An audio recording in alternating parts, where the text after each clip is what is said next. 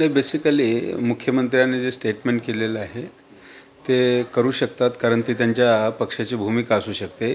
परंतु एकंदरीत जर आपण पाहिलं तर ज्या पद्धतीनं महायुती सरकार मागच्या 3-4 वर्षापासून काम करत आहे, त्यामध्ये त्यांनी जनतेच्या हिताचं कुठलंही काम केलेलं नाही.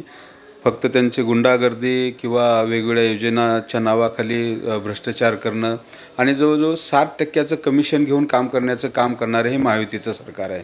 आणि तुम्हाला माहीत असेल की ज्या पद्धतीनं आम्ही लोकसभेच्या निवडणुका असतील, विधानसभेच्या निवडणुका असतील, या सर्व निवडणुकीमध्ये आम्ही महाविकास आघाडी म्हणून निवडणुका लढलो आणि आम्हाला घवघवीत यश मिळालं. लोकसभेचं जर तुम्ही पाहिलं तर आम्हाला त्याच्यामध्ये खूप चांगलं यश संपादन झालं होतं.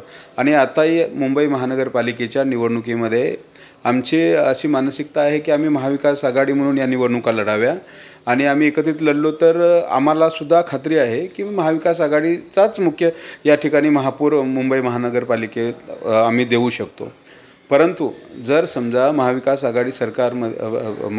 आघाडीमध्ये असलेले जे आमचे सहकारी पक्ष आहेत त्यांनी जर एक वेगळी भूमिका घेतली तर काँग्रेसची पूर्ण तयारी आहे की आम्ही स्वतंत्रपणे सुद्धा मुंबई महानगरपालिकेच्या निवडणुका लढू शकतो. आणि तशा पद्धतीचा विश्वास आमच्या मुंबई काँग्रेसच्या अनेक नेत्यांनी मागच्या काही दिवसापासून व्यक्त केलेला आहे आणि आमच्या कार्यकर्त्यांनी तशा पद्धतीची तयारीसुद्धा केलेली आहे आणि मुंबई काँग्रेस त्यासाठी सज्ज आहे. गेल्या काही दिवसांपासून मुंबई काँग्रेस मुंबईमध्ये आंदोलन सुरू आहे. महायुती जनता मस्त, जनता त्रस्त अशा ते अभियान राबवण्यात आलेलं आहे. काय एकूणच त्या अभियानाविषयी सांगा.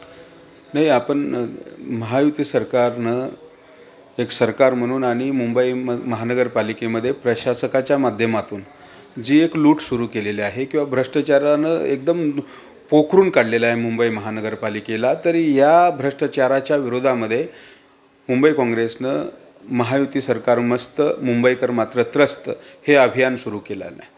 आणि या अभियानाच्या माध्यमातून आम्ही आमच्या मुंबई काँग्रेसच्या सन्माननीय अध्यक्षा वर्षाताई गायकवाड यांच्या नेतृत्वामध्ये दर आठवड्याला एक नवा भ्रष्टाचार पुराव्यासह आम्ही घेऊन पत्रकारांशी सामोरं जातो आहे. आणि त्यामध्ये महायुती सरकारची आणि प्रशासकाच्या माध्यमातून मुंबईकराच्या कष्टाचा, श्रमाचा पैसा लुटणाऱ्या या प्रशासकाच्या भ्रष्टाचाराची पोलखोल करण्याचं काम करत असेल. आपल्याला माहीत असेल आमच्या कालची 4थी पत्रकार परिषद होती. यापूर्वी जुहूमध्ये असलेल्या लँडच्या संदर्भातला एक मोठा घोटाळा आम्ही उघड करण्याचं काम केलं. त्यानंतर देवनारमधला एका घोटाळा उघड करण्याचं काम केलं. त्यानंतर MTNLचा एक वरळीचा एक अशाच पद्धतीचा एक घोटाळा उघड करण्याचं काम केलं. आणि काल आपण जलशुद्धीकरण प्रकल्पामध्ये त्या टेंडरमध्ये कशा पद्धतीनं 30% वाढीव दरानं ते टेंडर दिलं गेलं आणि टेंडरचे जे नियम आहेत त्याला तोडून फक्त त्यांच्या लाडक्या कंत्राटदाराला ते टेंडर देण्यासाठी त्यामध्ये सुद्धा मोठा घोटाळा झाला आणि तो घोटाळा आम्ही पुराव्यासह उघड करण्याचं काम केलेलं आहे. राज्य शासनाने नुकतंच एक परिपत्रक जारी केलेलं आहे.